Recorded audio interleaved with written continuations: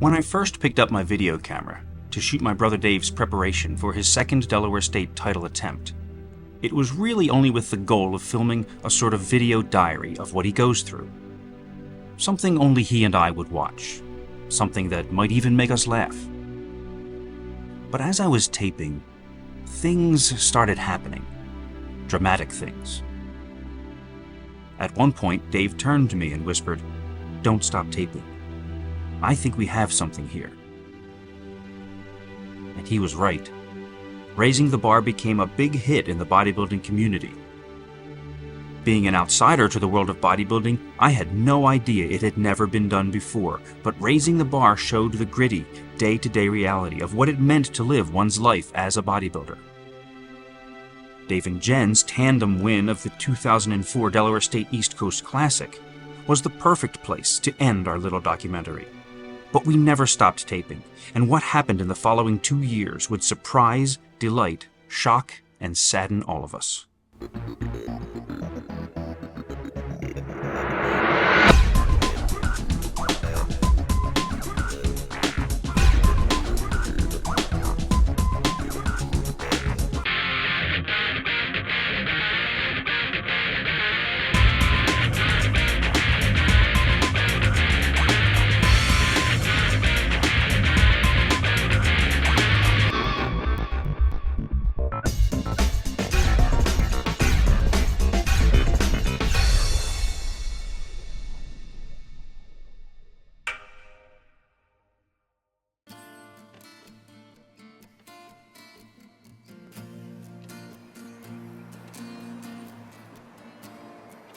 It's now 2 weeks after the Delaware State East Coast Classic. Having given himself a brief rest from the rigors of contest prep, Dave is now ready to resume his training and dieting. His goal now? The North American Championships, to be held in Cleveland, Ohio in only 8 weeks. My goals now are to try to go to the national level, see what I can do there.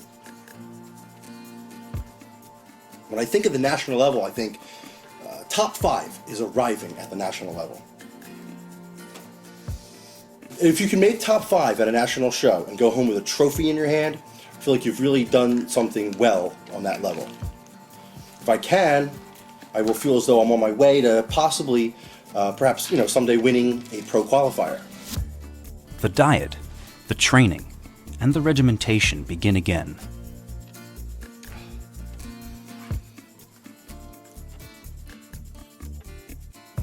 While we're locked into this lifestyle and we're captured by it, all we can think about is a time when we can be free again and have a free-form day, not down to the second day. But then as soon as the show's over, there's maybe a week where you kick back, and then as a competitor, you start gravitating towards that mindset again, and you look towards the next show.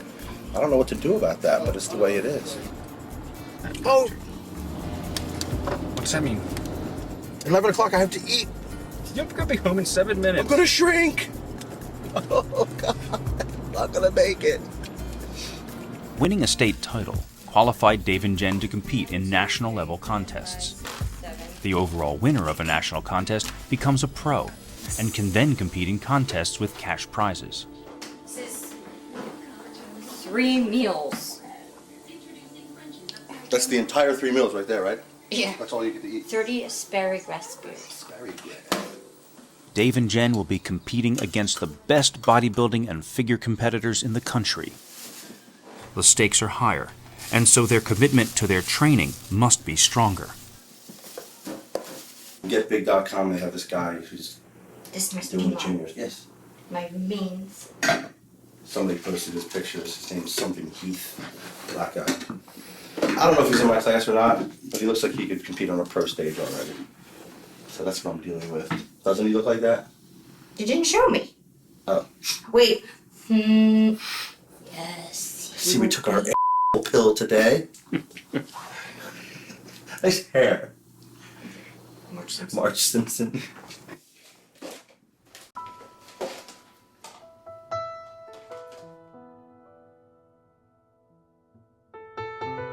Dave Pulcinella was born in 1964 in southwest Philadelphia, the second of 3 children. At an early age, Dave showed extraordinary musical ability. By his teens, it was clear that he had perfect pitch and an uncanny ability to learn songs by ear.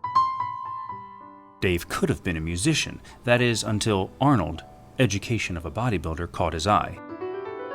Always a small and thin child, he was inspired by the book and began lifting weights under the supervision of our father Al, who was an aspiring Olympic lifter in his youth. At first, gains didn't come easy. My hormones hadn't kicked in yet at all, so I was down there pretty much beating a dead horse. So I was training for 2-3 years, balls to the wall, with 0 results, actually. Nothing happening. Finally, puberty kicked in, and Dave began to put on muscle. Eventually, he went on to win and place in many AAU and NPC local and state contests throughout his 20s, until his retirement at age 32 to start a business as a nutrition and exercise counselor using the knowledge he had gained from years of preparing for contests. Then he met Jenn. Born and raised in semi-rural Elkton, Maryland, Jenn Emig's story is a bit different. Our driveway was just dirt and rock, and we would just play in it, play in the woods, walk down to the river. I was a little hick. There was just nothing, there's nothing to do in Elkton. It's the size of my thumb. There's still nothing to do in Elkton. Growing up, Jenn learned little about diet and exercise until she met Dave in 1999. I was never taught sodium content. I was never taught that you should eat chicken and tuna because they're lean meats. I didn't know the difference between a carbohydrate and a protein. At first, Jennifer was Dave's client, then his employee. Soon, they were dating. He scared me. He was very big. I had never seen anybody that big before.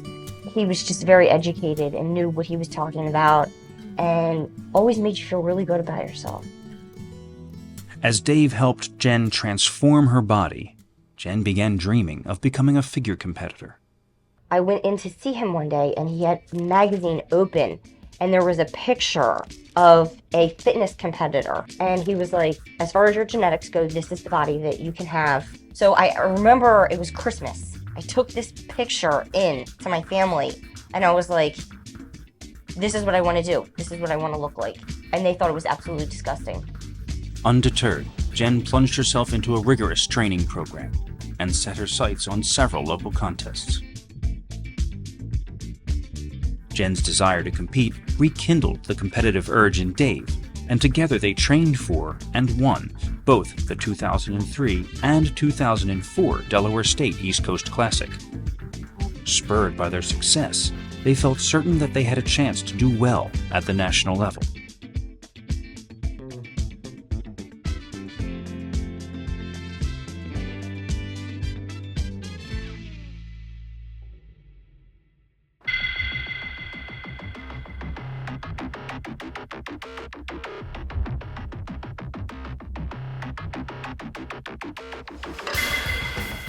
Back in the gym, Dave refocuses both physically and mentally on the upcoming competition.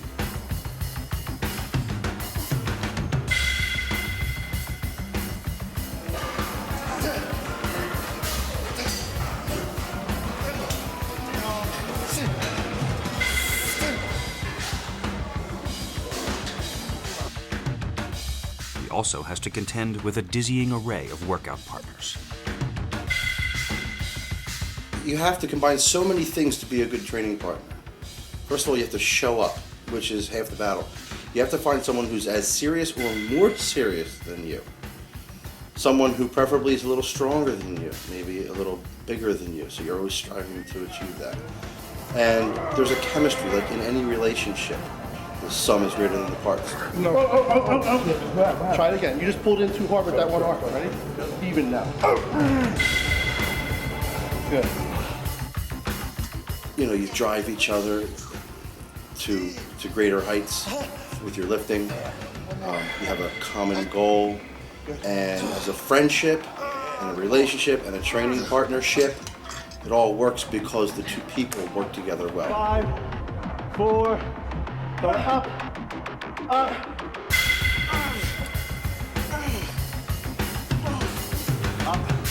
Squeeze! Squeeze!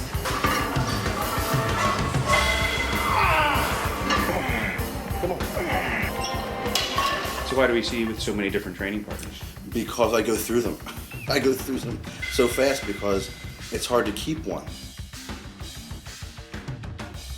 Because even amongst serious bodybuilders, I take it to a new level with how calculated I am and how down to the minute my day is and the foods that I eat and how I construct my day, and not many people do that. An hour late might as well be a day late with me because everything's down to the minute with my meals, and then I wait a certain time before I train, and then there's a certain time after I train where I get that post-workout meal in, my supplements and my water and everything, and that's just the way it is. So I need someone else who's at least close to that with their behavior, and that's almost impossible to find. Training with Al, because he is someone who is really serious or seems really serious about getting to that next level and doing well at the national level. After we drop, Yes. Help me. yes. Communication support. Yes. So he's pretty driven, and his diet is on point no matter what. He recently had his shoulder operated on, so couldn't train for months at all. But guess what? He still ate every 2 hours, and he still did his cardio in the morning. And he came and did legs because he could still do legs.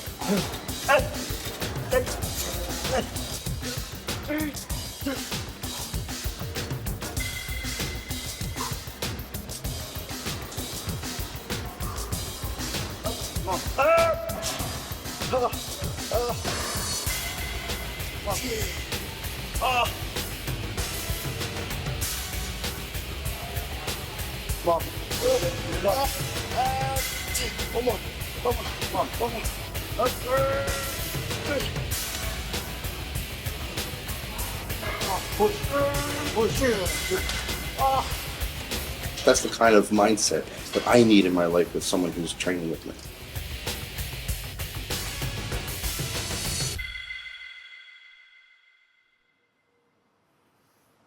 "7 weeks later, and training for the North Americans is complete, but the strain and dietary restrictions have been so exhausting that Jennifer requests that I not tape her.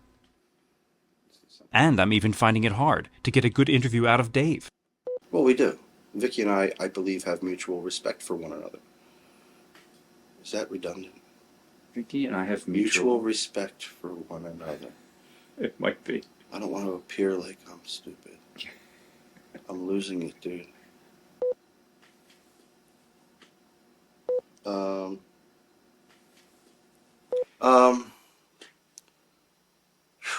I really have no brain power right now. Let's put this together. I know what you want me to talk about. Today I got up this morning and I looked at myself in the mirror and I thought, my God, I've done everything that I can do. Everything I'm capable of with what I've been given. Okay, hold it right there. Yeah. Here's the thing. If you can refrain from rocking, can I? I'm not gonna rock. We can do this really nice. You can be comfortable. Just completely drained, but knowing that if I just keep pushing myself, there's a light at the end of the tunnel, and it doesn't matter how beat up I end up, it's all worth it.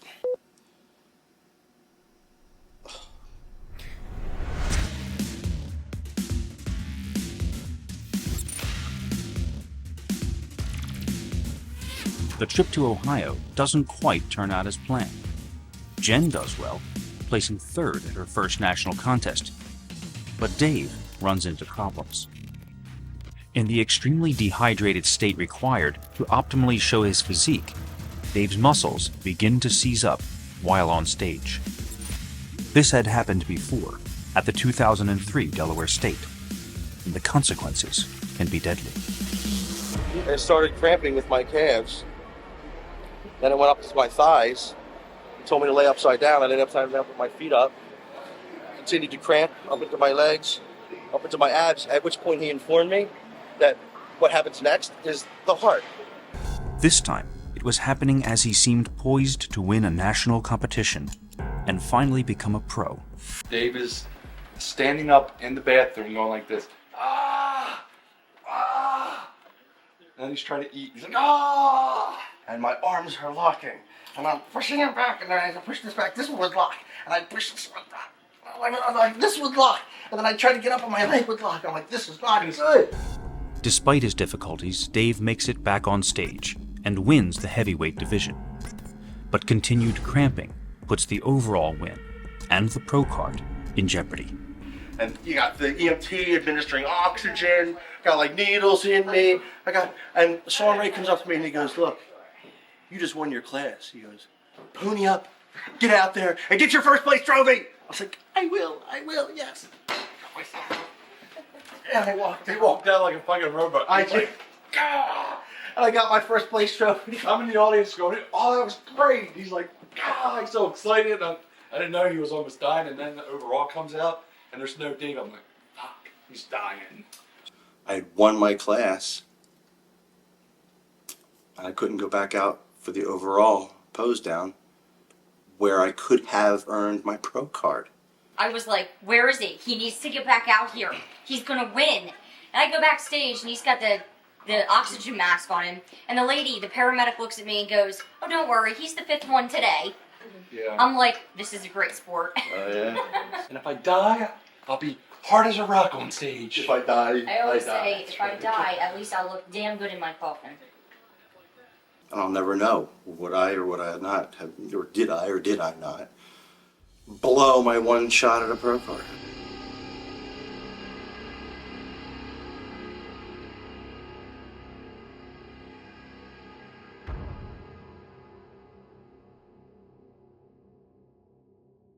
When he's not working out, much of Dave's time is spent keeping up with his NutriFit customers, both locally and across the country.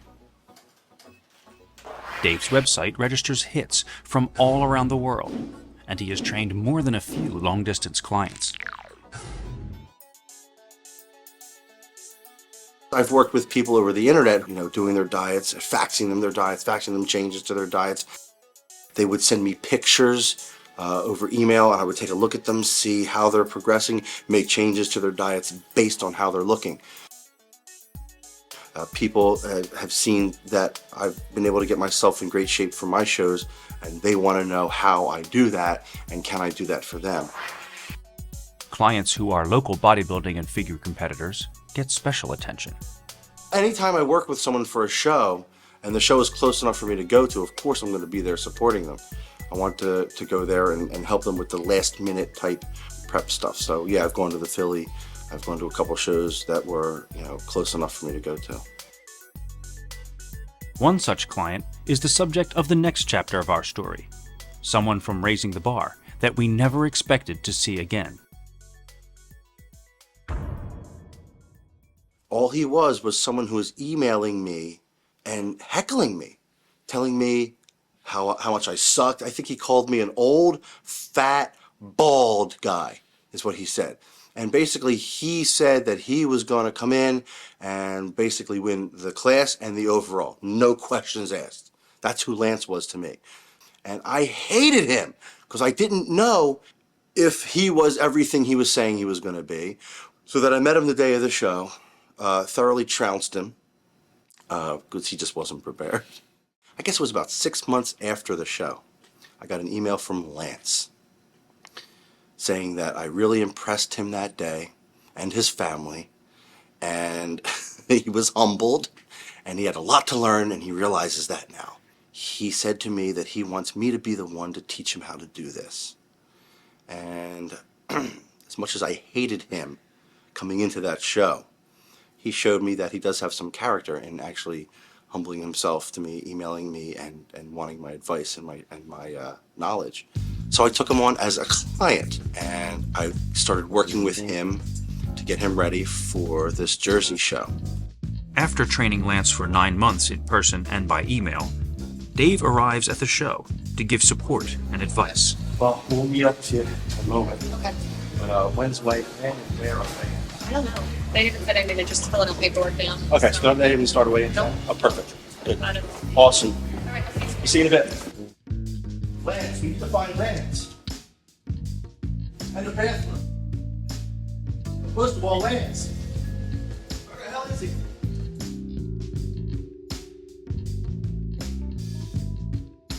my kingdom for a lance? Or a bathroom?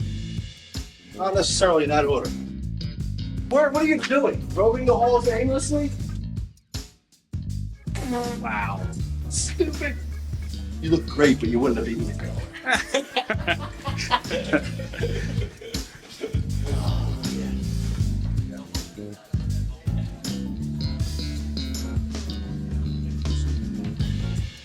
I haven't eaten twice yet. Just Okay. a week, twice. Well, how do you feel? You hungry? Yeah, a little bit. Eat something. Okay.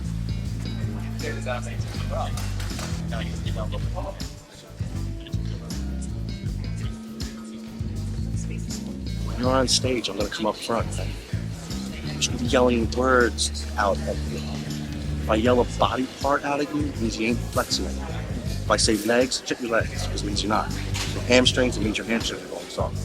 If I say Your abs last year, well, every time you post something else, your abs would post one. keep an ear out for this, say those things. That's how I'm gonna keep you in check. Where's the chicken breast? I never want to. You don't need a lot of protein today. It's not important. I never want to look chicken, tuna. I also speak Tanzanian. Tuna. And the goddamn cleaning of the tuna. And then the dryness of the Welcome to the world of actually trying to win. My God, you're not gonna need all that. It's just better to be over prepared. Just take one. Just eat one of them. You don't want anything that's gonna bloat your stomach. So at this point, carbs are more important than protein. You know what I mean? Do you ever let a contest go by without competing in it? How you doing, man? Congratulations, man. Thanks, man. You're a pro. Are you a pro? No, I had to miss the overall pose down because I cramped up backstage. They wouldn't let me go back out. What's going on with you? I pulled too much Yeah, money. there you go. You want to get that on film? Bang. You look great, man. What happened to you?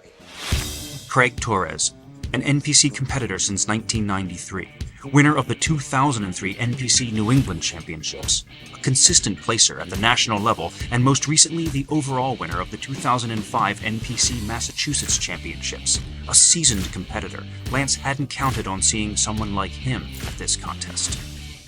It's all fun. What's the fucking what's the sense in of your doing? class today, it's only you and my boy. Oh, This is Lance. You go with Lance. I got Lance ready today, so he's going to try to push you as hard as he can. all right. Let's bring it, baby. Let's Bring bring it. us have some fun. Right? Let's just have some Guys are going to a small class, but it's going to be a good class. Tell you that.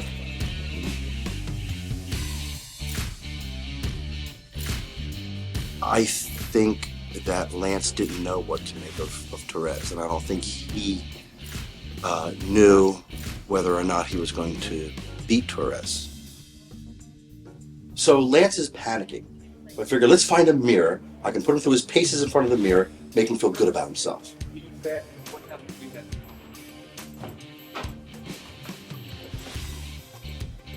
Good. Now hit one of these. Let's see what's going on in there. Wow, Lance. Dude. Frank's gonna have a hard time with you. Rotate back a little bit. Bring the lats out. Good. Close the arms more. Legs. Good. Legs. Good. See the back. Don't let it go like that. Hey, Lance. Lance. When you're done the pose, look at me. Look, stand over here. You're done the pose, right? And they say, okay, relax. You go. Right to. Then they'll tell you to turn. Turn. Oh. It's like, oh, we're in between poses now. Don't do that. They're always looking at you.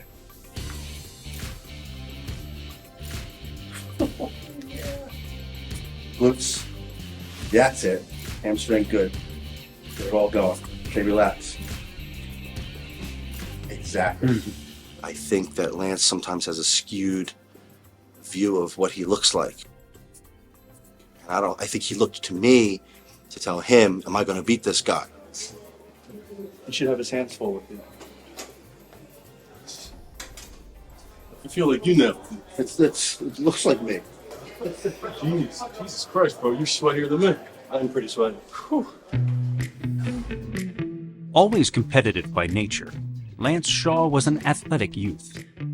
In college, he was a successful Division I running back for Fordham University.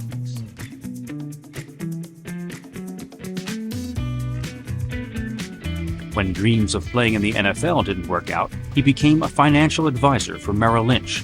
But he never lost his love of the gym, and at 30 years old decided to try his hand at bodybuilding for the first time at the 2004 Delaware State East Coast Classic. Though better prepared for his second show, he is now facing an unexpected challenge.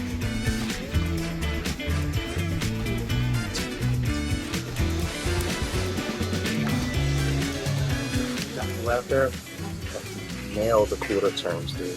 Because if you're gonna beat him, listen to me. If you're gonna beat him, that's when you're gonna beat him. You're gonna beat him when you two first walk out there, and the first impression is that front. Boom, hit it, nail the legs. That's the first look they have of the two of you, right? When they're making their first impression, and then don't walk up to the quarter turn. Oh, let's go in here. The more detail, make sure there's no empty space in here, right?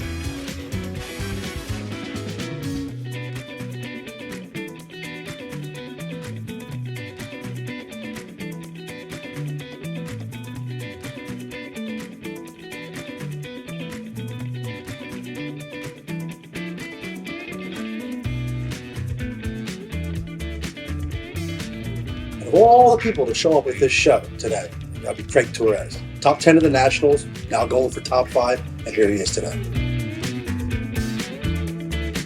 The freak, Torres.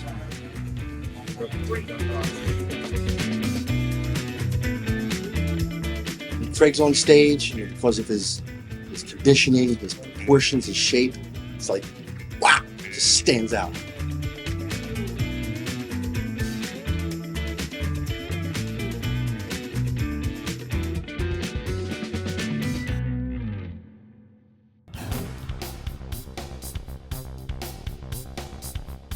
I was really proud of Lance, watching him up there next to Torres, seeing how favorably he compared to him.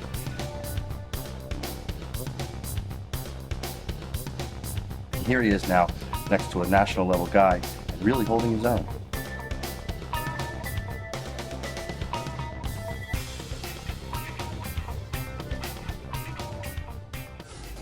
Dude, you looked so good up there. He looked so good. It was obviously the wrestling class and the moon class. So you think he can toss up or no? No, I mean, Craig's, you have to understand something, dude. Craig's at a different level than you are, right? Right. He's been top 10 at the Nationals, and he looks really good today. And I'll be honest with you, there are parts of you that are as good as parts of him. Right. Overall, he may take it. But like I said before, I'm being totally honest with you. If he beats you, there's absolutely no shame in that. Right. Because he has no business being here other than the fact that he's requalified for that. Okay. Okay? Yeah. Most of the judges' decisions are made at prejudging, so the competitors feel entitled to a feel-good meal during the several-hour break between the day and evening shows. Steak, meat, creatine. You do light heavyweight.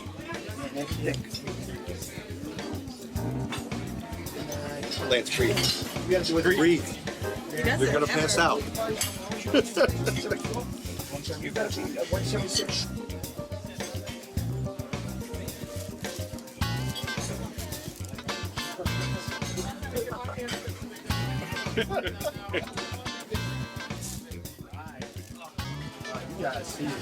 You look better. I think so. Everything's still there. These are greens, all kinds of greens. Spirulina, blue-green algae, chlorella, all kinds of greens. I know that I got milk thistle. Then I got a balanced mineral complex. I got glucosamine chondroit for the. I got something for Cramping. I got to get you some of that. Got any minerals over there? Yeah, I'm sorry. Yeah. Cell food has 70 different kinds of minerals, and it has enzymes. I'm put it in the capsule for you because it tastes like acid. I sell it. Really? Yeah. Do you use it too? Obviously, you use Of course. It's liquid oxygen, so it's going to give you some energy too.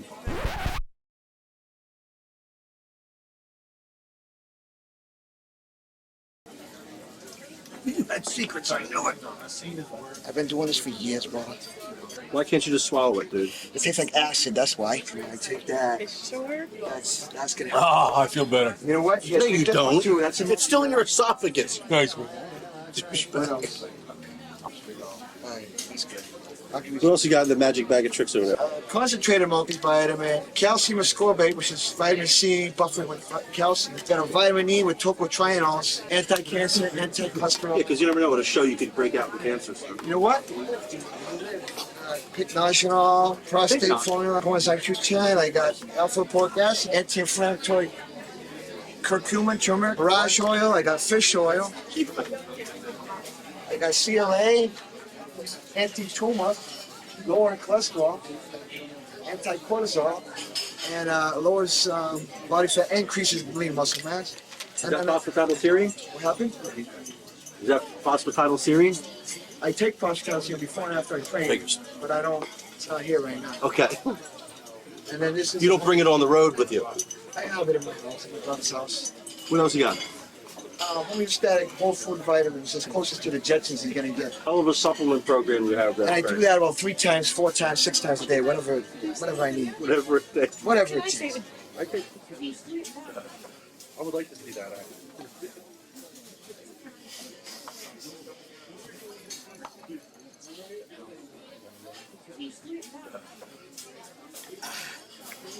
Healthy. How's everything? Your liver has to process all that shit. It's a strain on your organs. And a lot of that stuff cancels the other stuff out. He's overdoing it. I have some peanut butter right now. Lance, eat whatever you want. He's a little drier than you are, bro. Okay. A little harder. And his proportions are better than yours. What I mean by that is his basic structure is wider in the shoulders than you, narrower in the waist. But that can't change for him. Nope. So he'll never win.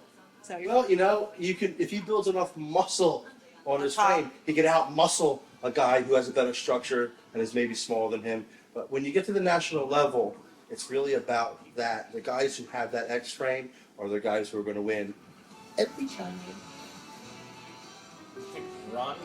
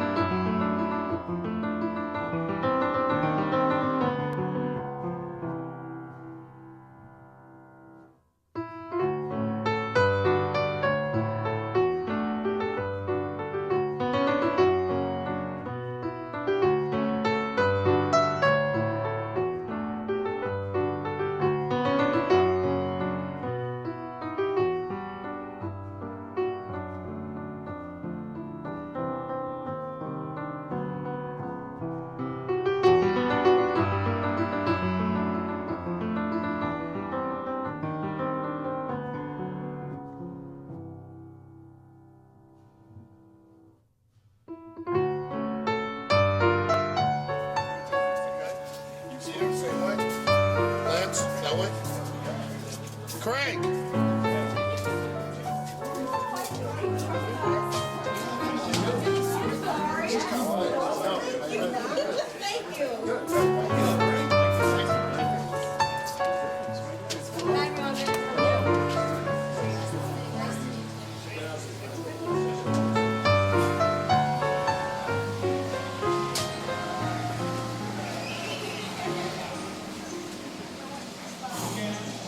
To competitor number 31. And this gentleman trains as strong and shapely right there, brother. And his name is Lance Storm.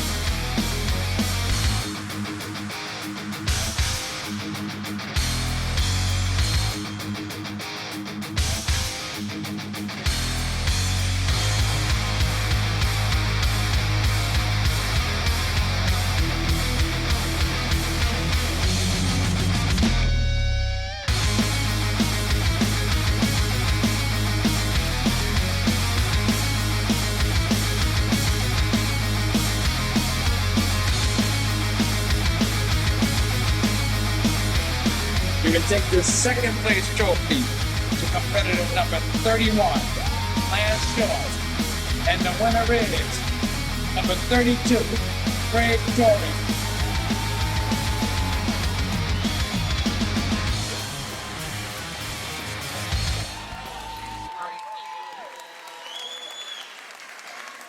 Don't eat it all, because then you're gonna get sick. What's that?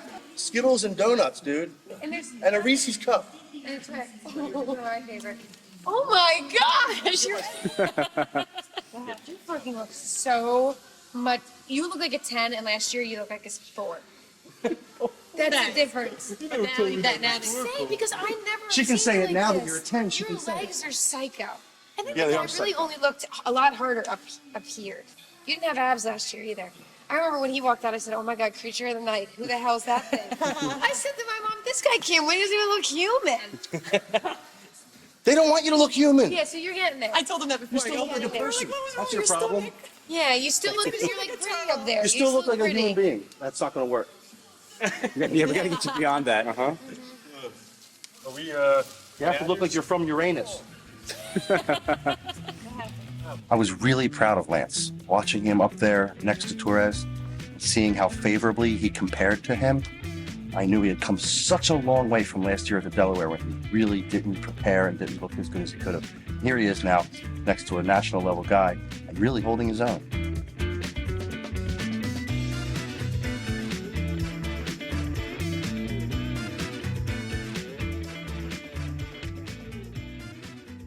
At first glance, Jen's figure career seems to be going well. After winning the Delaware, Jenn competes with Dave at the North Americans in 2004 and at both the Pittsburgh Championships and the Junior Nationals in 2005. She places well in both contests, but never quite earns her pro card. Then, in early 2006, while beginning her preparations for another season, Jenn drops out. Whenever she is asked about it, she becomes emotional. I sense something bigger is going on. I was more injured than anything. I couldn't carry a purse. I couldn't get in and out of my car right.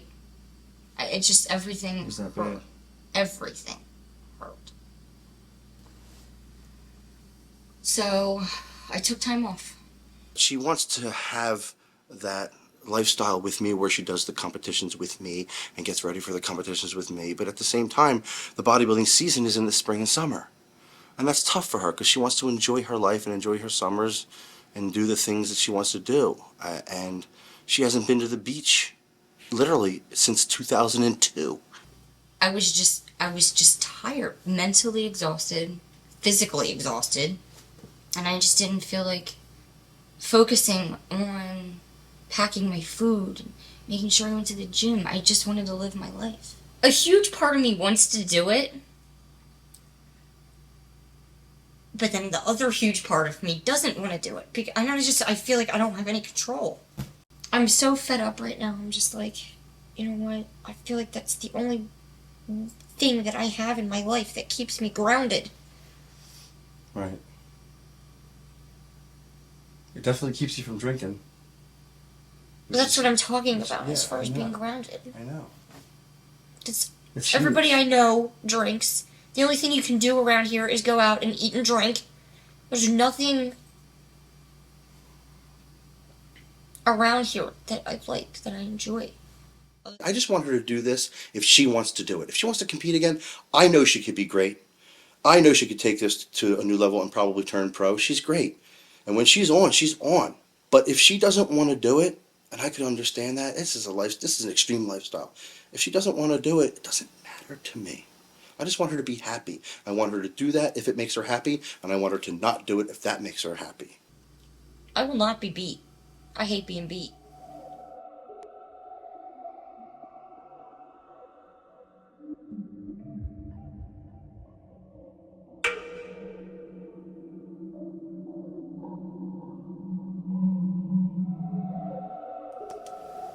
I've noticed, especially lately, I mean, I think you've been even more intense lately because of what you're doing, going to the next level.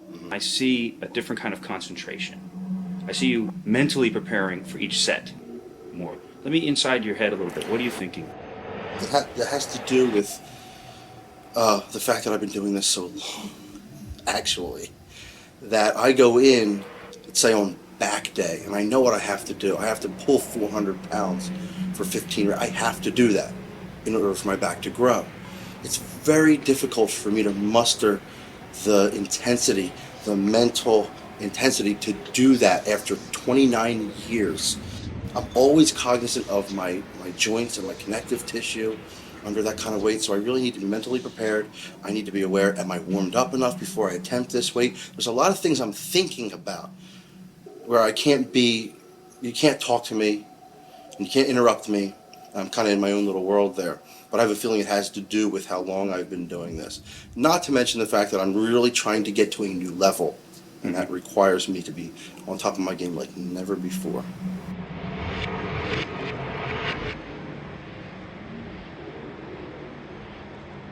Despite its concentration, something happens. The thing an athlete fears most. I was doing walking lunges. Wasn't even really that heavy, but on the downstroke I tore my right hamstring. Not just a pull or a strain, but an actual tear.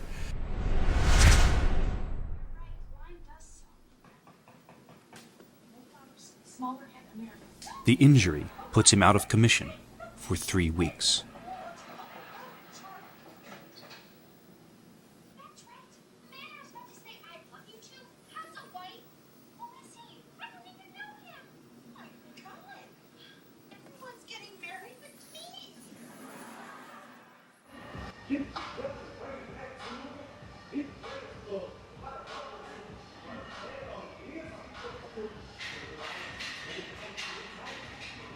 Today is exactly 3 weeks after I tore my hamstring, and I'm trying to do legs. So I'm working around it. This is not my normal leg routine. I'm working around this hamstring tear. My leg's still discolored from it, actually. That's how recent it is. And you'll notice, too, that this leg is holding water as compared to this one. The vascularity is not the same. Well, I'll talk about this vein here. Purple discoloration in the calf, where the blood has settled in here and up in here. All from a moment's foolishness.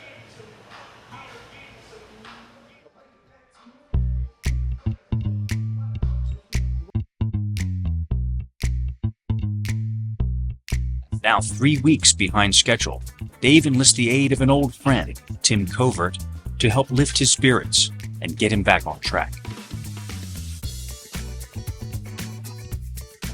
Timmy and I met in the late 80s when I worked at Holiday Spa. He was a trainer there, and I was a salesman there. He brings to the table an intensity, a sheer animal intensity. Well, he looks like a caveman to begin with. But he brings a sheer animal intensity to the gym, and he's funny as hell. So our workouts always combine humor and intensity, and he just adds energy to my workouts, which I really needed around 4 weeks out from the show.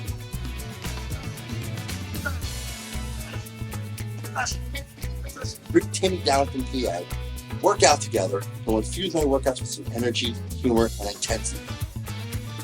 What exercise did you do to make your head small?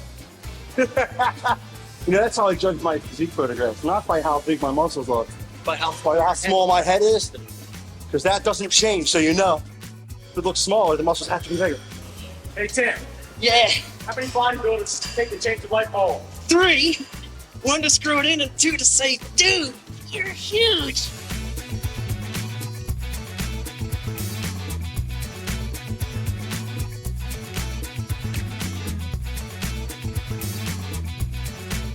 Our cousin Joe Pulcinella, a professional photographer, is also there shooting for a possible magazine article and documenting this historic event. Although in a crowded gym, things don't always go as smoothly as planned. Doing skull pose. Just emulate what you're doing. Not only This might bother my elbow. Oh, you gotta use both the flat benches to be you. 3 benches! You need 3 benches to be you. Yeah. Can I pick one? I need. What do you need to do? One bench. We need to put it here. Do your set real quick. If you don't mind. Real quick. Yeah, just real quick. I can take one too? Yeah, good. What are you doing? Are you building a fucking fort? Come on. You want a blanket for it? A fucking fort? Blanket fort? They're actually spelling out "Go Team." I see people doing stupid things, and it almost doesn't even register anymore. And quite honestly, I don't give a shit what anybody else is doing in the gym, just as long as they're not in my way. I mean, in case all the benches are being used, and you do it right on the floor, and then you come down. However, how you make the plates is the extra range of motion you get at the bottom. What's that? How you do it? Just pile up plates or whatever to increase your range of motion using the floor instead of 3 benches. Yeah, but that takes forever. Plus, if it wasn't for me being an asshole, he would have gotten away with it.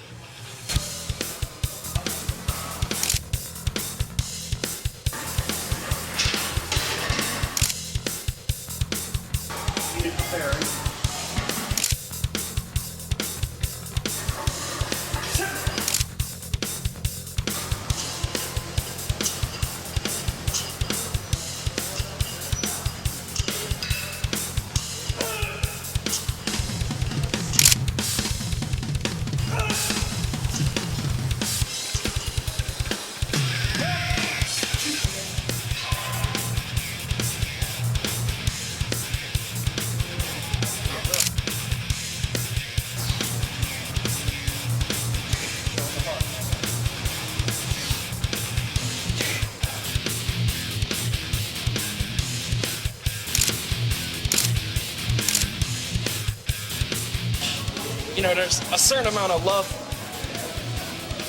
being stated here because I only would be this fat in front of a camera for Dave.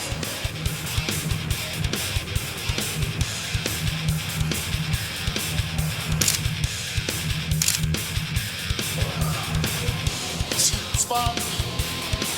Where's my dog?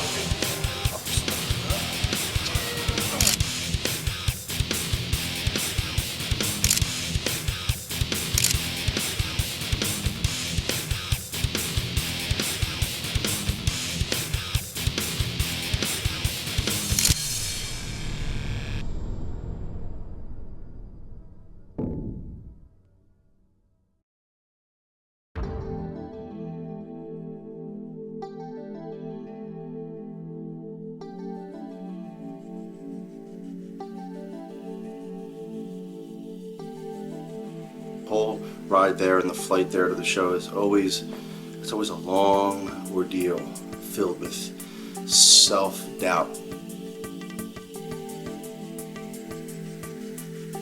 I'm pretty much void of any personality or emotions at that time. Very focused on what I have to do.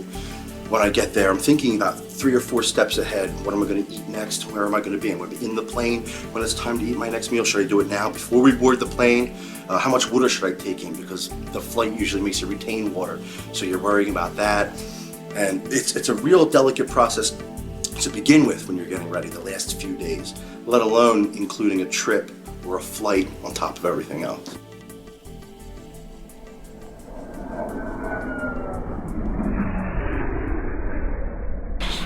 Constantly looking at yourself. You just don't think you're good enough. As you think back to the workouts, the food, you think back to what you could have done. You just look at yourself and think, do I even deserve to be going for this thing? I mean, it's constant. That's why I try to sleep so much. It's the only time I don't think I should. And you're looking at your body parts and you're wondering, is the skin thin enough here? Are those veins out? And then they'll disappear if it gets cold. Your veins are gone for a couple seconds and you think, oh my God, I'm getting fat, or I'm getting smooth, or I'm spilling over, or whatever. So it's always a mind game.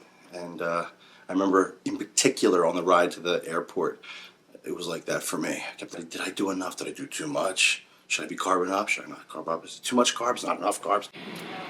No matter how many shows I do, I always think this is the one where I'm going to wake up the morning of the show and all my muscles will be gone.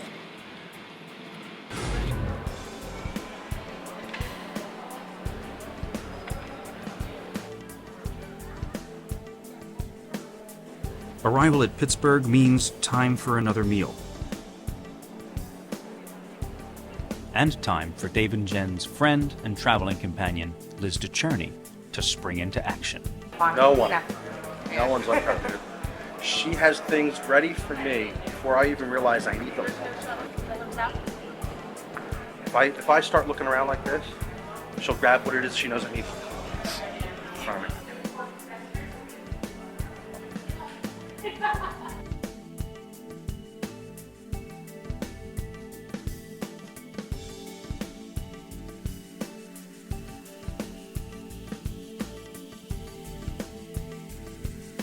Whenever I'm flying to a show, I bring just enough food to make it through the flight and to the room. So I have to calculate that out as to how much food is going to be required till I get to my room. Then it's time for a supermarket run.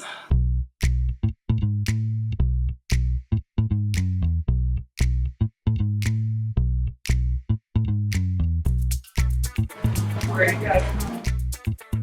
Delaware. Bodybuilding show? At the Sheridan. My brother's in it.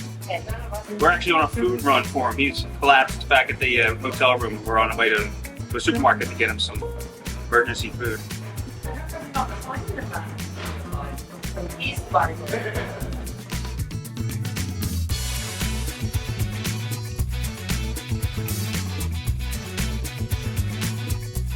Eating breast of chicken. One day.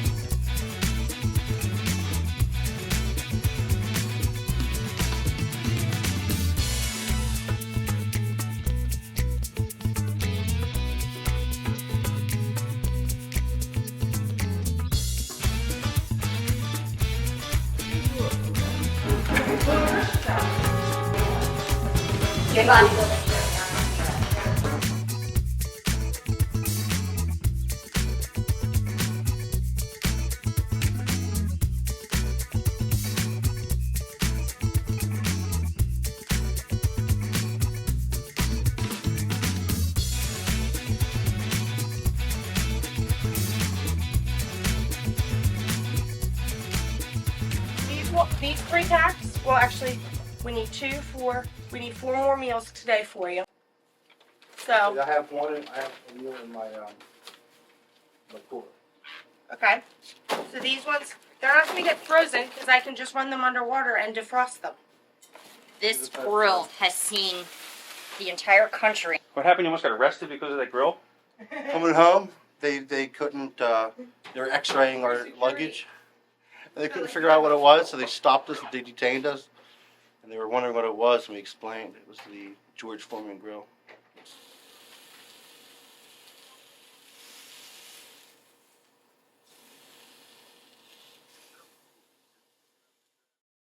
Thursday at 6 is early weigh-ins, which I always like to hit the early weigh-ins. Get it done, over with, get my weight recorded, and then just relax until the show. There's not a lot of people there, so I don't have to be confronted with seeing a whole bunch of bodies all over the place. I can get in there, get it done, and get out. 219. Repatrope Studios is also there, filming another in their series of contest and backstage videos. What's your name? Where are you from? David Pulcinella. I'm from Newark, Delaware. Okay. How long have you actually been competing now? 25 or so years. All right. So that's quite a lot. How old are you? I'm 41. 41? Yeah. You look younger. Thanks, man.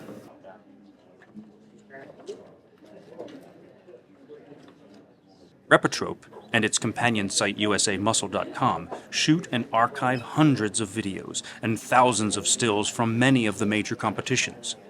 Dave has been featured several times and knows how to give the Repatrope guys what they want.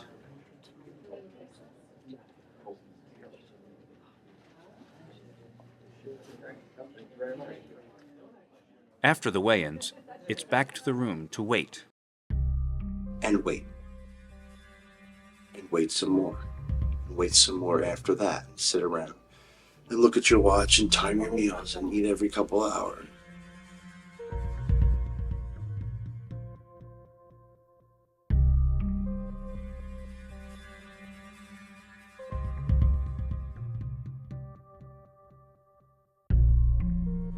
And then wait, and then rest. And then wait some more, then watch some TV and eat and wait. It's just a long, long weekend.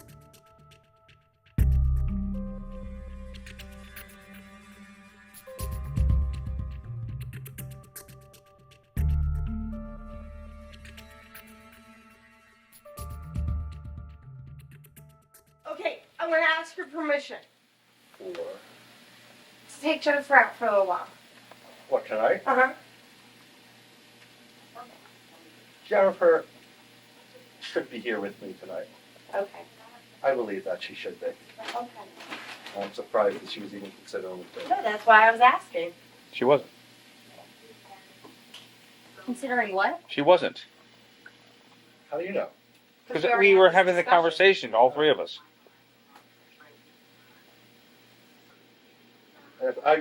What I did was I reversed it real quick in my head. If she was doing a show, I wouldn't be able to go out. Because I know it wouldn't be the right thing to do. Leave her here alone and make it for a show. And I've been alone enough. Let me rephrase my answer to that question. I would like you to be here. So I'm not telling you what to do. That's how I meant to phrase it. I never tell you what to do.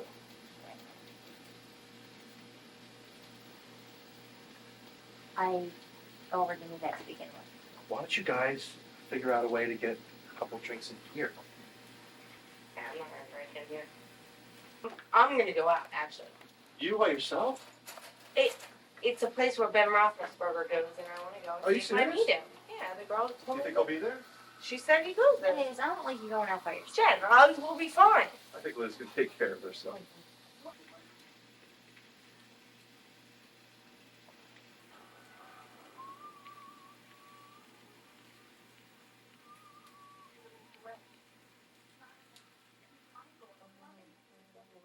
Liz does go out alone that night, So it was just three of us.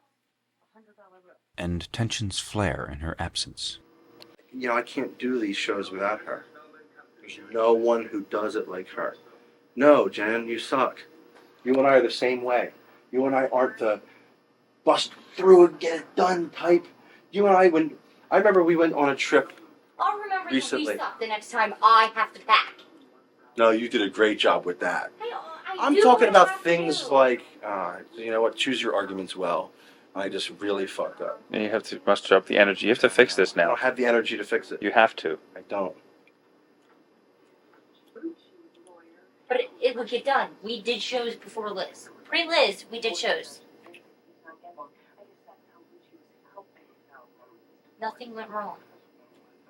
It's just easier with her. Because we have no stress. She's on top of She it. is 9 million times more aggressive than I will ever be in Me too. 9 of my lives. That's all I was saying. That's all Yeah, I was I saying. mean, I agree with that. Okay, that's all I was saying. That's all I Really was saying. aggressive. But it's not like I can't do this by myself. But that's all I was saying. I get you ready in here by myself. I haven't had to think about anything, thanks to you and her and you, other than just eating my food and taking care of what I need to do to prep. It's what having a team is all about.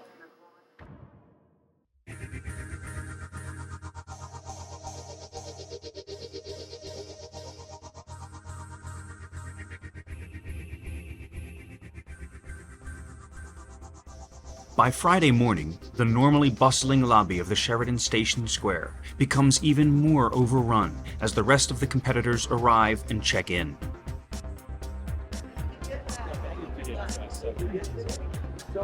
Old friendships are reestablished, and old rivalries. Bodybuilders are everywhere you look.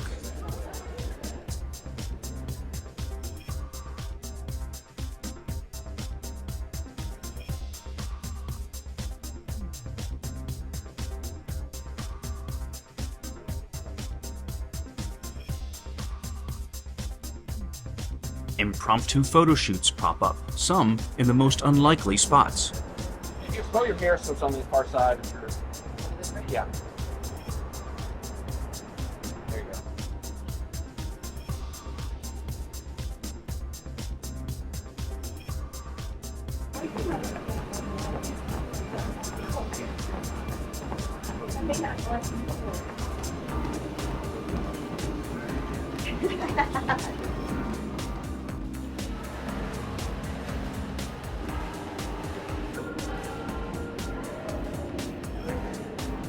Actually, this one gets good, yeah.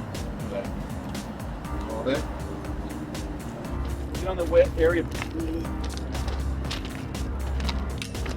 Yeah. Hold like that. Hold it. Okay. Okay.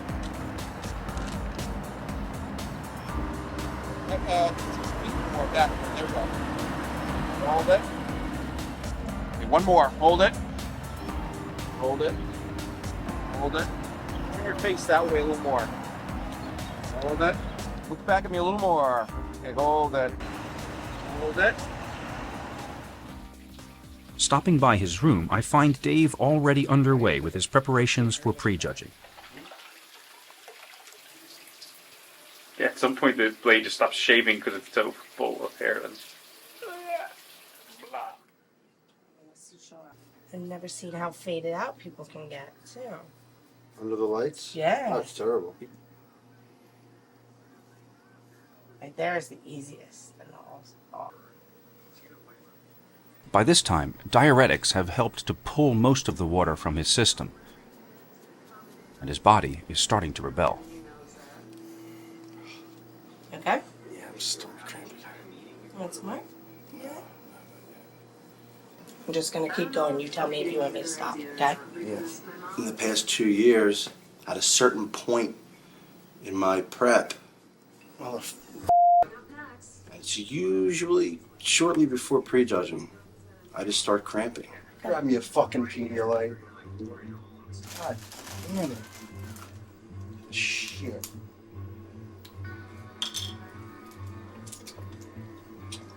You have to pull all your sodium out so that you're not holding any water, which, you know, you pull all your water out, which pulls all your sodium out at the same time. So you have no sodium, right?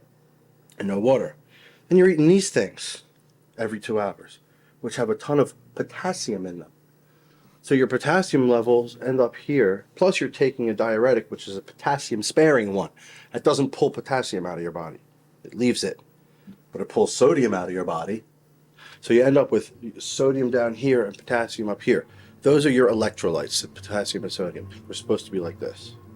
So they end up like this, which makes muscular contraction involuntary. And that's what happens. So there's like, it's like such a balance. You have to achieve this look by doing what you have to do, but then, you know, that's the side effect of it. Plenty dry, plenty cut, just not filled out. Pump will take care of that. I'm fat. I'm going to prejudging naked. Shoes. Wear that. She won't come. I don't fit in any of the clothes I brought. Even the new outfit that I bought. Son of a bitch. It's so deep too, you can't even see it. It's not one of the surface muscles, it's a deep torso muscle. Fucking hurts. This one? God. That's the one that always cramps. So cute. And my tube top? Oh, this is my favorite part. Christ almighty. Why? Wow. If this happens on stage, I'm done. Can we just, do you want to wear my clothes? Can I wear a toga? Toga?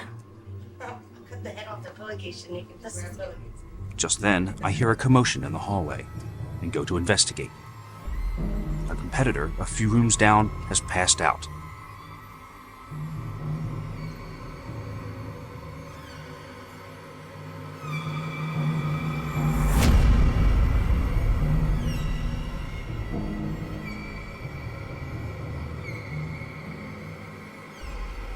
Minutes later, the EMTs whisk him out of the hotel and off to the hospital. A chilling reminder of the dangers of this extreme sport.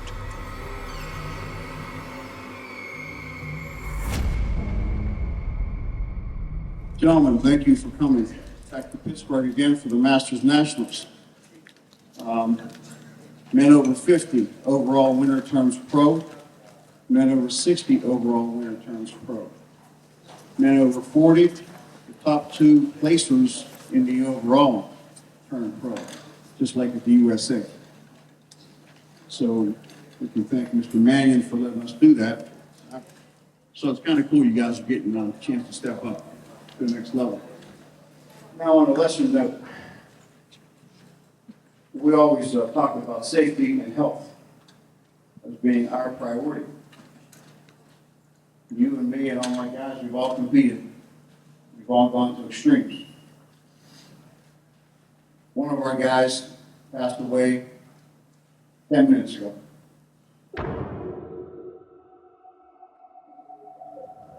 I weighed him in last night, the absolute picture of health. I never saw him look better. 265, huge. Ripped, dry, healthy. 45. So if you think it can't happen to you, you are wrong. We harp on you guys constantly. You've got to have water. But a moment of silence for Anthony DeRezzo.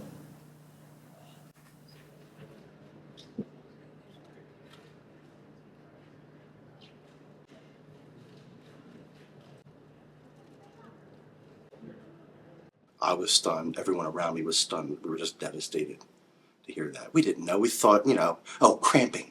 The EMTs came. They probably rushed him to the hospital, infused him with some fluids. And this happens actually quite commonly with bodybuilders who overdo it, pull too much.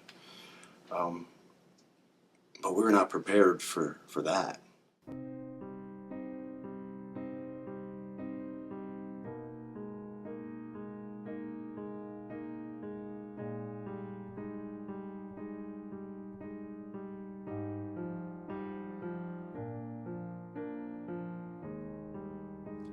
Dave Palumbo, a close friend of Anthony's, was there when it happened. He knew there was something wrong, but he wanted to do this show so badly that there was nothing going to deter him from that. Now, he had a cardiomyopathy and a weakened left ventricle which had diminished function. Prior to this, he had actually passed out 3 weeks before in the middle of his backyard and just woke up, and he didn't even know what happened. He's a great guy, we had a lot of good times together, a lot of actually we had more interesting conversations on the phone probably than good times in person, because he lived in Rhode Island, I lived in Long Island, but we talked like almost every night. So he was just like, someone who was intellectual and loved working out.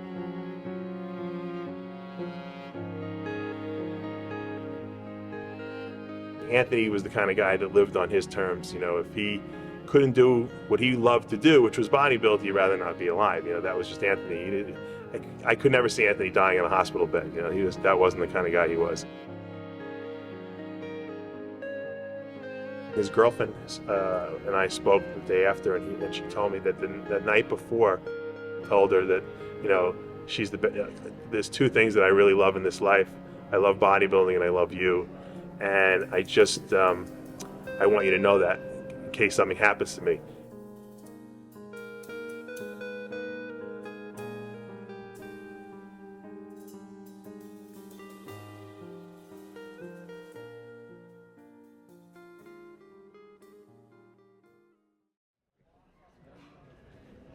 It's Friday night, and pump-up time for the men's masters prejudging. Dave's unorthodox methods draw some attention from his fellow competitors. Right. Yeah, it was real scary. His longtime friend and co-worker, Jimmy Giordano, explains. One of my fondest memories of David is one day I was expediter in a show, so I was backstage. And I call out, "Light heavies, get ready, you're up in 5 minutes." So these guys decide they're starting to get pumped up. And who's doing push-ups? Who's doing chins? Who's doing this? Right now the guy's sitting on his back doing calves. Next thing I hear, look over him. There's David, the blow dryer. I look over, I said, "You're on in 5 minutes. Are you wet? Pump up!" Well, he told me, this is how I do it. And I watched at that point, his veins just man. How brilliant, how ahead of his time.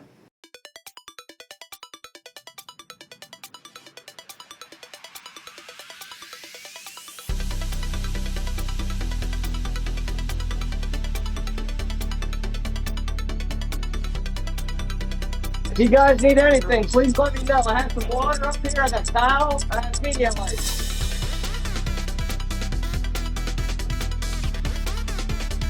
301.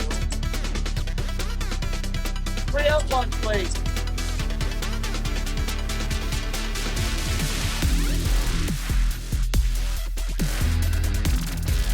302's here. 302.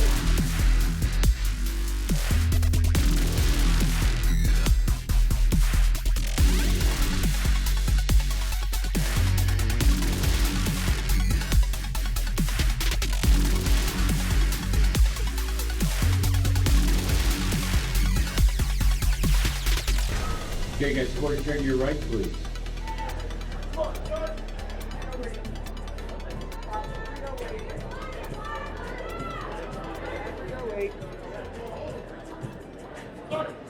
And another quarter turn.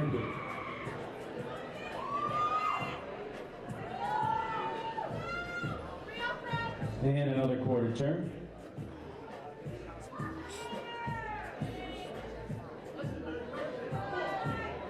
And face front, guys.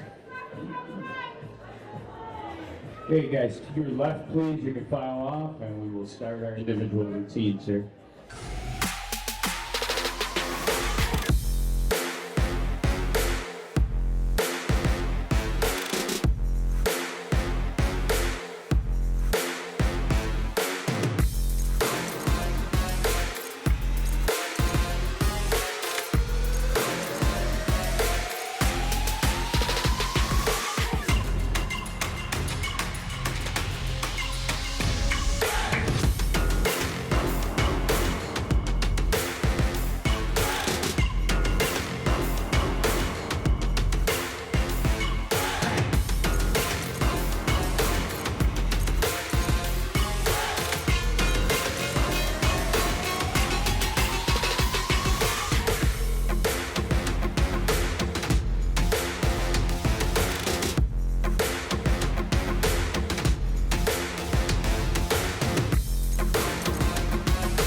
During the taping of his posing routine, I notice that something seems wrong.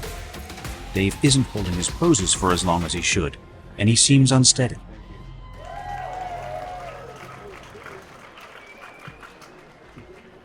When I run backstage to catch up with him, I find him struggling to walk.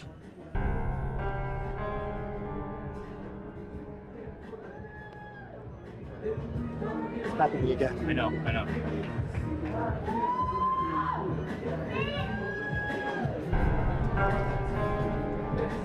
I'm not gonna make it.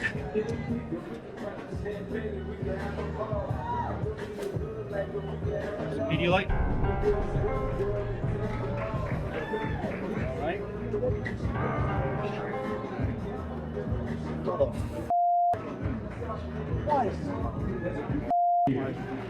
It's happening again.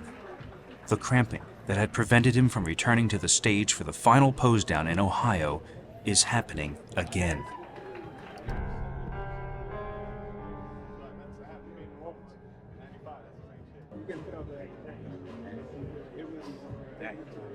Right. Just why? Fucking cramping. The cramping started backstage like it usually does, but what I can do with the hairdryer is the heat will usually take care of the cramping and make it go away temporarily. We were waiting around, and finally I just started cramping again because I couldn't use the hairdryer anymore. Sides started cramping, and my feet started cramping, and my toes were curling under, and I couldn't do anything about it. Just hope for the best, and wait it out, and just try to get back on stage and finish this thing off best I could. One of the backstage crew recalls the last time this happened to Dave in Ohio. You there? It was terrible. It was right before the overall pose down. He would have won the show. Got a pro card.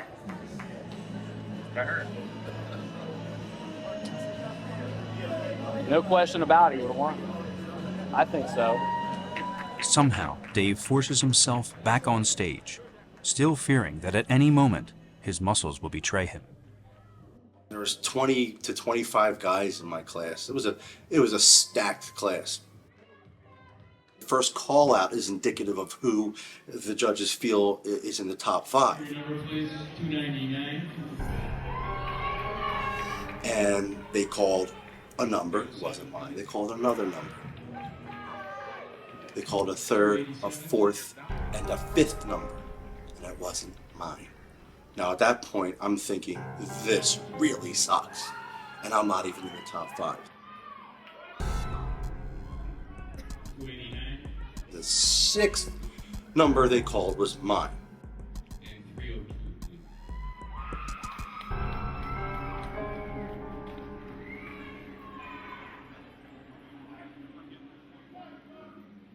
At least I was in the first call out.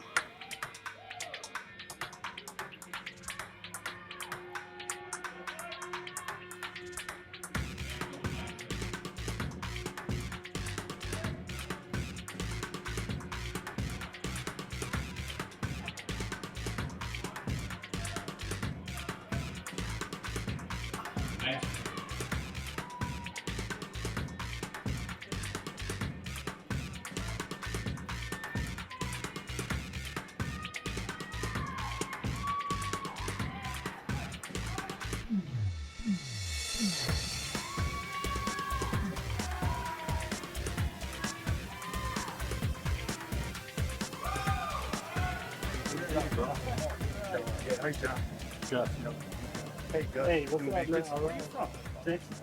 can't believe what my toes did that for my routine. I wonder how much that fucked me up. The call outs. Only really affect me towards the end. I gotta figure out what's doing that. I don't know. Maybe it's because I'm not watery to begin with. Then I go and pull my water. I don't know. It's just I definitely cramp more than other people. 10 seconds. Even close up with your toes. I don't know, Dad.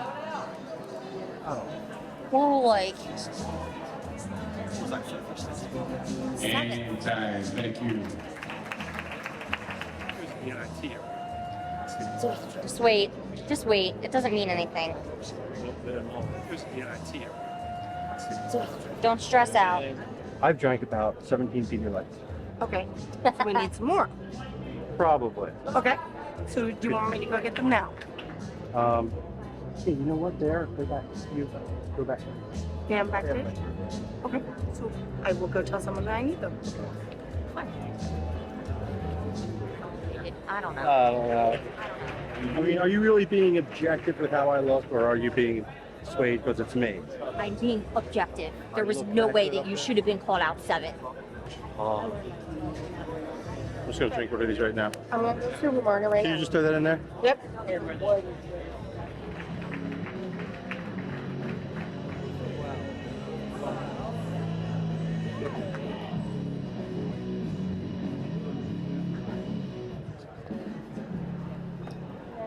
Never do this. You're a great support. I love you on Pedialyte. I love you on Pedialyte. Somehow the cramping god. It's like crack for a bodybuilder. It is. Pedialyte. Puts back what you don't. That night, Jen began to wonder why Dave hadn't yet gotten a call from anyone in our family. My dad fell on his head from a 2-story house and was asking when Dave was going to Pittsburgh. That's because he's not my family. It's new to him.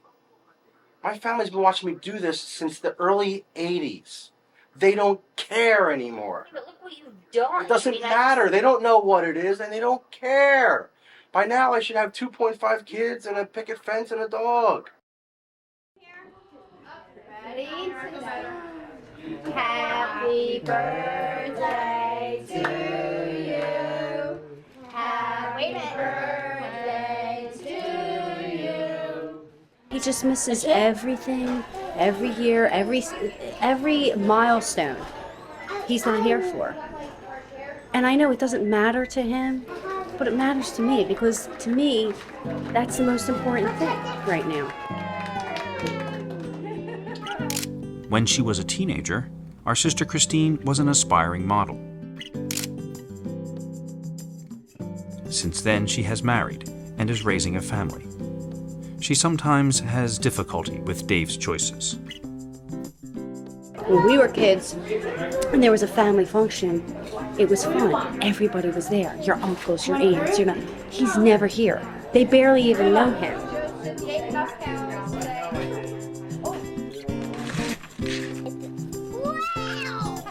He doesn't care about missing this. It doesn't matter to him, but that's their uncle. That's enough. It's nowhere to be seen. And for what? At this point, for what?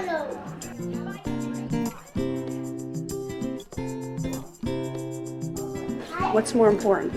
Our priorities are obviously different. That's all.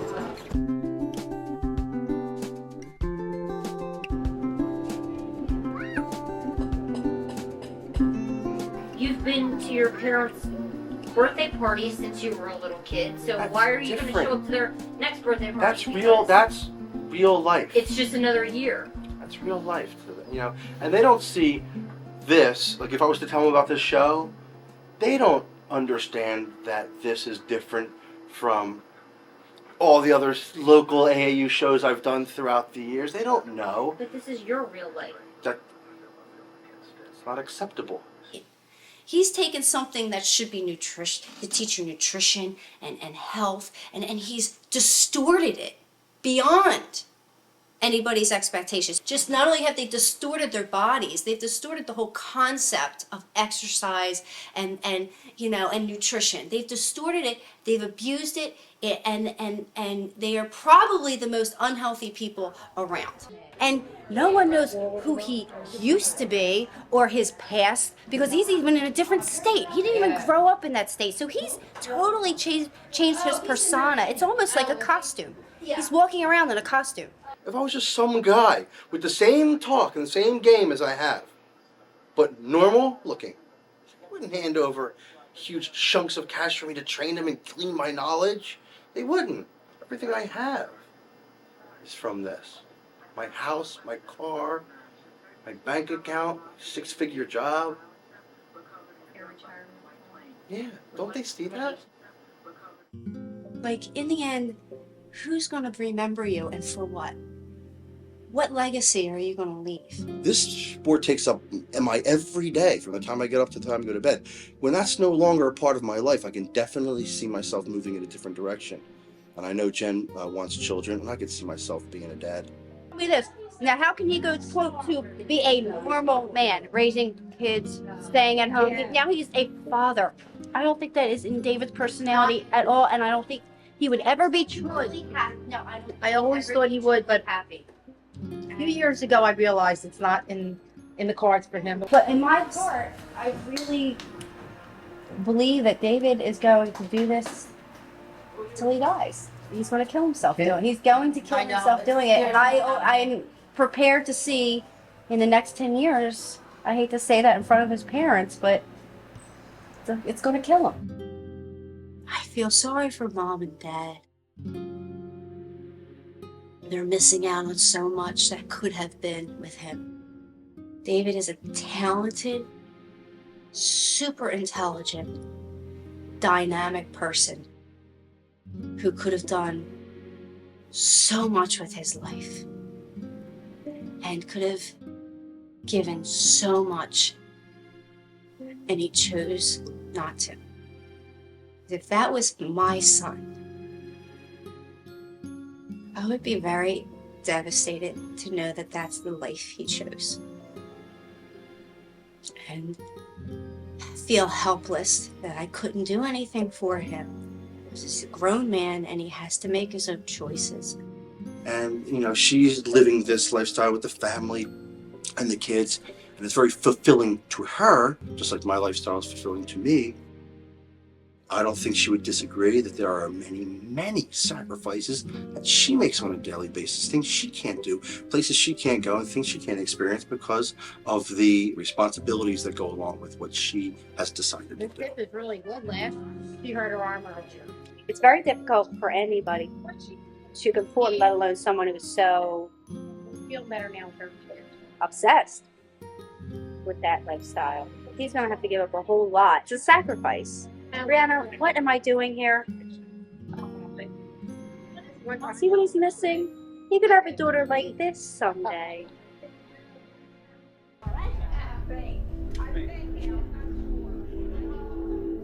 Saturday is the big day.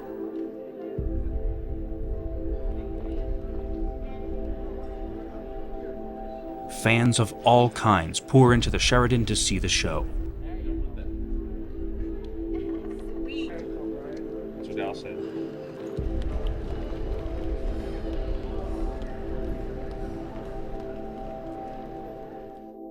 Vendors set up tables along the perimeter of the auditorium.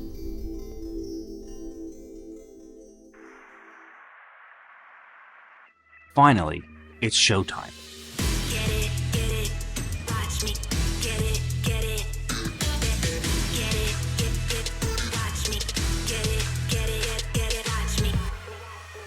Over 350 figure, fitness, and bodybuilding competitors from all over the country get their chance in front of the judges. They have worked months and years to shine for 90 seconds.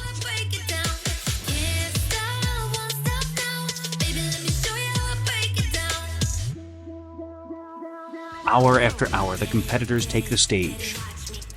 And hour after hour, the tireless backstage crew keeps the show running with military precision. 285, 27. Ring, we're all here. 223. There's fans for you, bud. 71, 69. Here we go, guys. Come on, guys. Gary's got an amazing crew, and they move 350 bodies on stage, you know, and make it look easy. A national contest is the best of the best. Each and every person here has had to win a state or regional show just to step on stage. It's a contest of winners, and excitement is high as the results of the judging are announced to an ecstatic crowd.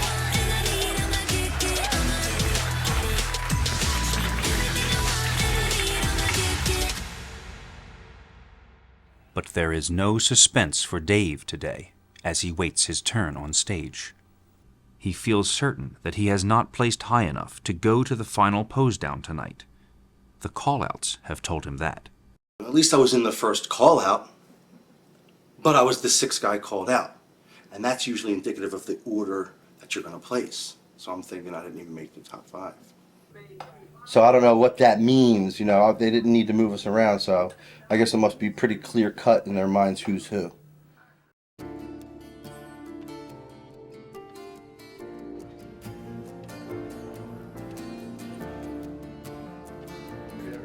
Light heavy everything.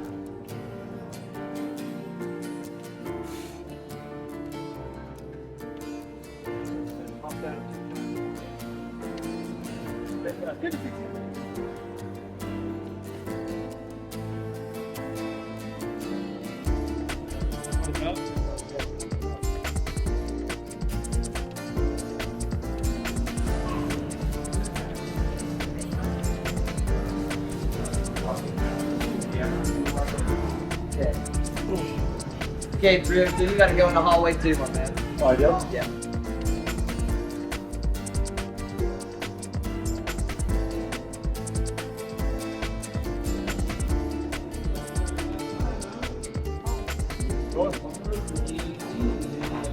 One, gentlemen. Okay, guys, one group.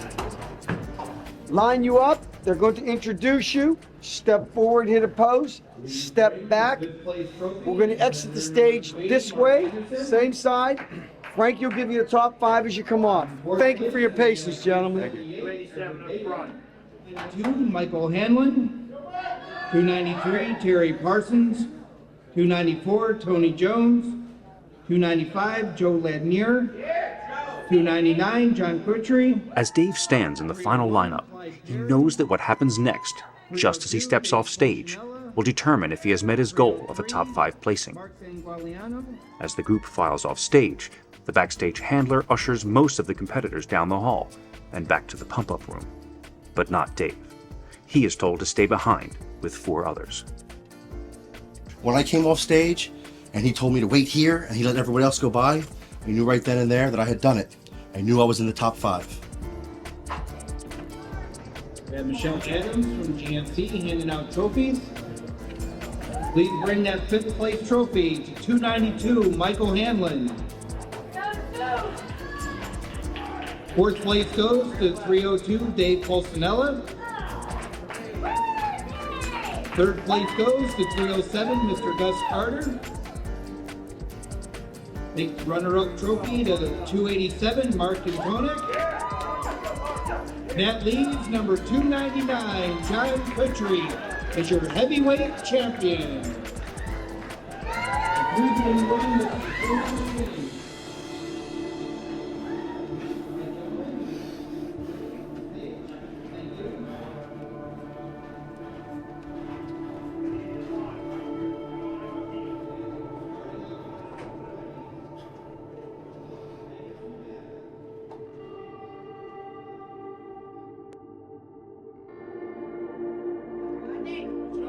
And Mr. Jim Mannion, the NBC president, please take that overall trophy to competitor number 299. Mr. John Kutry, national champion.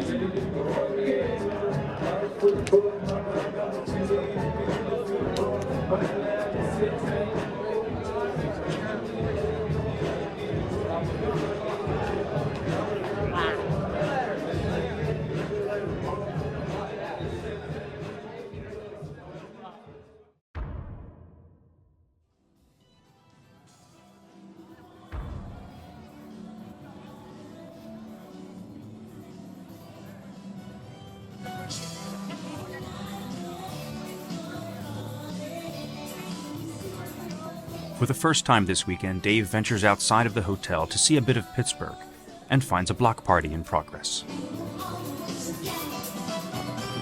I can't help but notice that despite the celebration happening all around them, Dave and Jen's relationship seems especially strained tonight.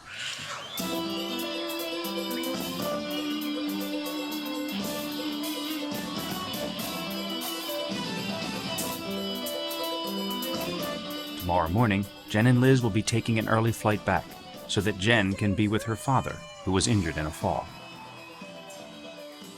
Shortly after returning home, they are faced with a difficult choice. So it was such a tug of war between the two of us going on, and it finally came to a head a week and a half ago.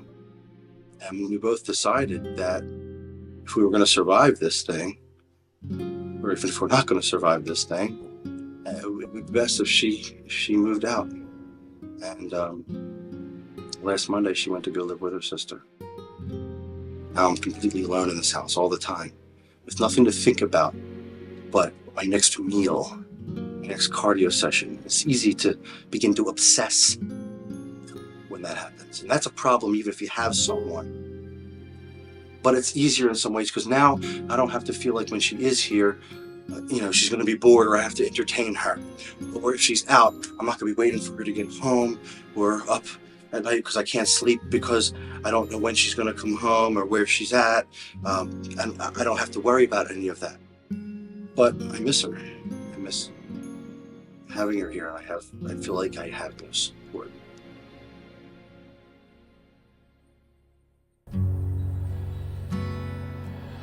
I remember how difficult it was for her and I doing shows together.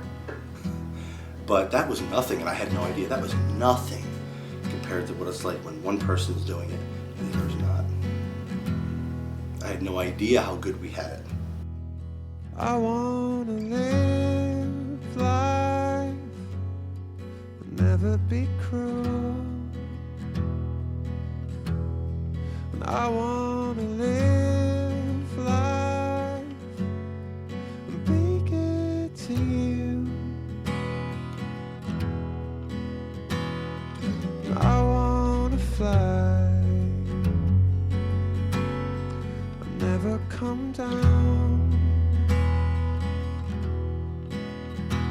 And live my life and have friends around.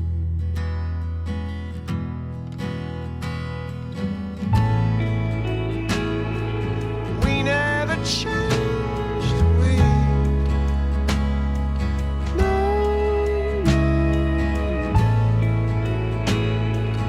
we never left,